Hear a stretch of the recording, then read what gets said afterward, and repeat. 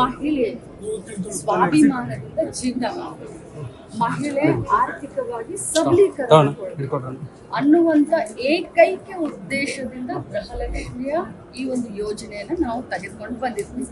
ಚುನಾವಣೆ ಪೂರ್ವ ಕರ್ನಾಟಕ ರಾಜ್ಯದ ಮಹಿಳೆಯರಿಗೆ ಮಾಡಿದಂತ ಏನು ಒಂದು ವಾಗ್ದಾನ, ಒಂದು ವಚನ ಇತ್ತು, ಆ ವಚನವನ್ನ ಸಂಪೂರ್ಣವಾಗಿ ಬದ್ಧತೆಯಿಂದ ನಾವು, ನಮ್ಮ ಸರ್ಕಾರ, ನಮ್ಮ ಇಲಾಖೆ ನಿಭಾಯಿಸ್ತಾ ಇದೆ. ನಾನು ಹೇಳಿದ್ದು 23 ಕಂತನ್ನ ಹಾಕಿದೀವಿ, 46,000 ರೂಪಾಯಿಗಳು ಒಬ್ಬೊಬ್ಬರಿಗೆ ಬಂದಿದೆ. 23 ಕಂತಿಗೆ 46,000 ಬಂದಿದೆ, ಆಗಸ್ಟ್ ವರೆಗೂ ಕ್ಲಿಯರ್ ಇದೆ ಅಂತ. ಇವತ್ತು ನಾನು ಆ ಸ್ಟ್ಯಾಂಡ್ಗೆ ನನ್ನ ಹೇಳಿಕೆಗೆ ನಾನು ಬದ್ಧ ಇದ್ದೀನಿ. ಇವರು ಕೇಳಿದ್ದು ಸ್ಪೆಸಿಫಿಕ್ ಆಗಿ ಫೆಬ್ರವರಿ ಮಾರ್ಚ್ ಡಿಪಾರ್ಟ್ಮೆಂಟ್ಗೆ, ಫೈನಾನ್ಷಿಯಲ್ ಡಿಪಾರ್ಟ್ಮೆಂಟ್ಗೆ ಪ್ರತಿ ತಿಂಗಳು ನಮ್ಮ ಇಲಾಖೆಯಿಂದ ನಾನು ಫೈಲ್ ಮೂವ್ ಮಾಡ್ತೀನಿ.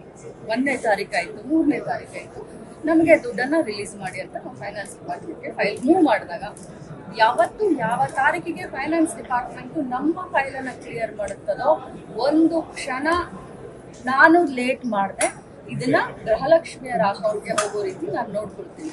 ಮಾರ್ಚ್ ಮತ್ತು ಫೆಬ್ರವರಿದಲ್ಲಿದು ಹೆಚ್ಚು ಕಡಿಮೆ ಆಗಿದ್ರೆ ಇದು ಫೈನಾನ್ಸ್ ಮಿನಿಸ್ಟರ್ CM ಸಾಹೇಬರು ಅಥವಾ ಉತ್ತರ ಸದನದಲ್ಲಿ ಕೊಡ್ತಾರೆ.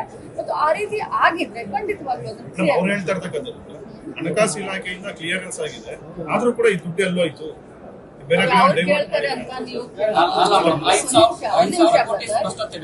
ನಿಮ್ಗೆ ಪ್ರತಿಯೊಬ್ಬರಿಗೂ ಕೂಡ ಇವತ್ತು ರೈಟ್ ಟು ಇನ್ಫಾರ್ಮೇಶನ್ ಆಗ್ತದೆ ಅಲ್ವಾ? ನಾವು ಕೂಡ ವಿದ್ಯಾವಂತರು, ತಾವೆಲ್ಲ ನನ್ನನ್ನು ಕ್ವಶನ್ ಮಾಡ್ತಾ ಇದ್ದೀರಾ, ನೀವು ಅವ್ರಿಗೆ ಈ ರೀತಿ ಕ್ವಶನ್ ಮಾಡಿ, ಈ ರೀತಿ ಚೈಲ್ಡಿಶ್ ಆಗಿ ಕ್ವಶನ್ ಮಾಡಕ್ ಹೋಗ್ಬೇಡಿ. ವಿರೋಧ 5,000 ಕೋಟಿ ಎಲ್ಲಿ ಹೋಗಿದೆ? 5,000 ಕೋಟಿ ಬಿಡುಗಡೆನೇ ಆಗಿಲ್ಲ.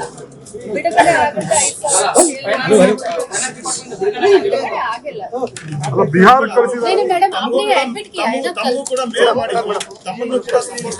ಇದ್ರ ಬಗ್ಗೆ ಜಾಸ್ತಿ ಮಾತಾಡ್ಬೇಡಿ.